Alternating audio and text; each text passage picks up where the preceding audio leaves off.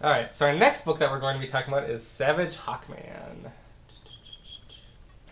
And this one's by Tony S. Daniel and Philip Tan. Um, yeah, so here we get, what is his civilian identity? Carter Hall. Carter Hall. Pretty much trying to separate himself from the Hawkman identity. So in the beginning we see him like burning the costume, but something kind of weird happens, and he finds himself like waking up in an apartment like, what? Like, how did I get here? Whatever. But I don't know. He kind of takes it in stride. He's taken to he's like a cryptologist. So he's like interpreting like alien like kind of hieroglyphics to kind of try to like understand what they're saying.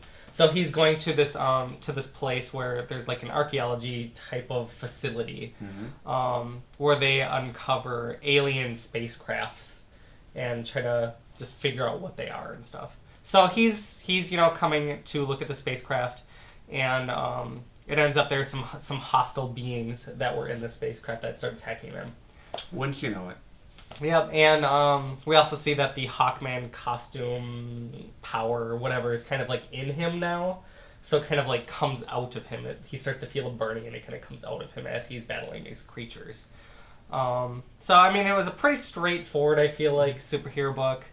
I don't know, kind of just a crisis of identity right now. He doesn't know if he wants this part of his life, but it's obviously a permanent part of his life now, and I don't know. I guess he feels like he's going kind of like crazy with both of the identities. He doesn't know like where one ends and one begins, and I think that's going to be even more blurred now that the costume is a part of him.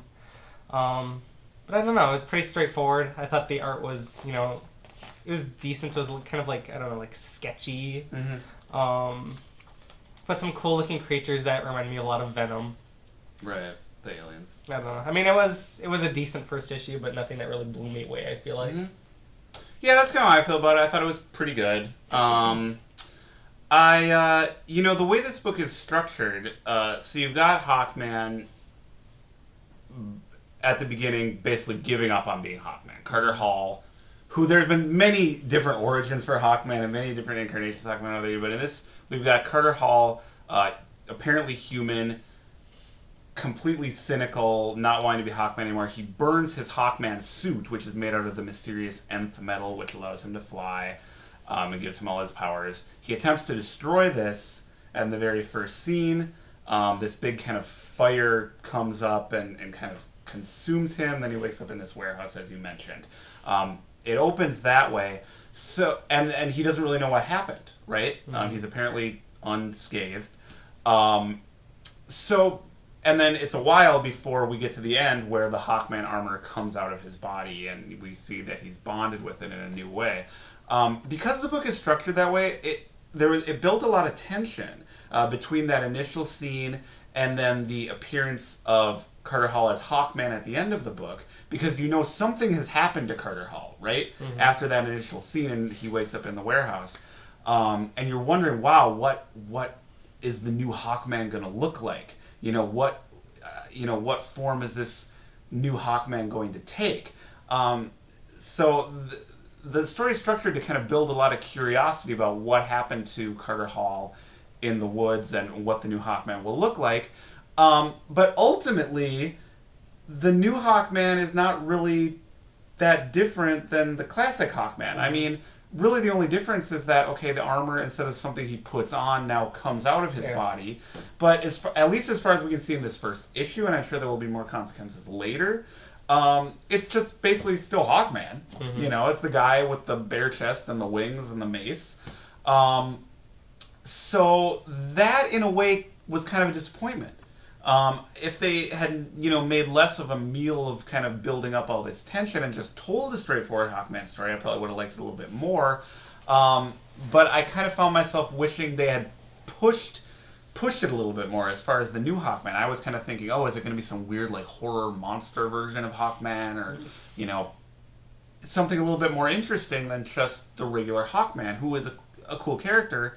But I think the story kind of set itself up for a payoff that it did not ultimately deliver on. So we had, a nice battle between Hawkman and the alien. The alien not particularly interesting.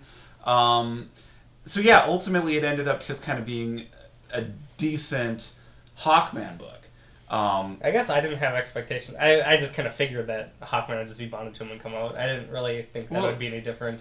I mean, then what's the point of doing it? I don't know. It just kind of seemed like, I don't know, when he woke up in the warehouse, he's like, oh, my burns are healing. You know what I mean? It's like, I guess it just seemed like it was a part of him, and that's what it was. I guess I was just thinking if they went to the trouble of, like, changing this aspect of Hawkman, there would be something more interesting to go along with it.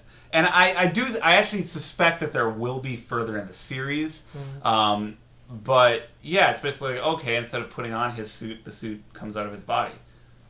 And it might make him, like, more invulnerable or something. Yeah, it might. It's part of him. But I guess I just felt like that story, like that mystery about what happened to Carter Hall was kind of the arc of this first issue, and the path for that was ultimately not interesting. So to me, it was a bit of a misfire as far as the way that the story was structured. But ultimately not bad. I mean, you know, if the book's just going to be about Hawkman, I mean, that's fine. I mean, you know, Hawkman's a cool character. It seemed like a very odd approach to take in this first issue. You know, so ultimately, I mean, if Hawkman seems interesting to you, I think you would like this comic. It's not a bad comic by any means. The art is pretty good. But nor was it anything particularly exciting. Yeah. Do you agree? Yeah, exactly. Another okay one.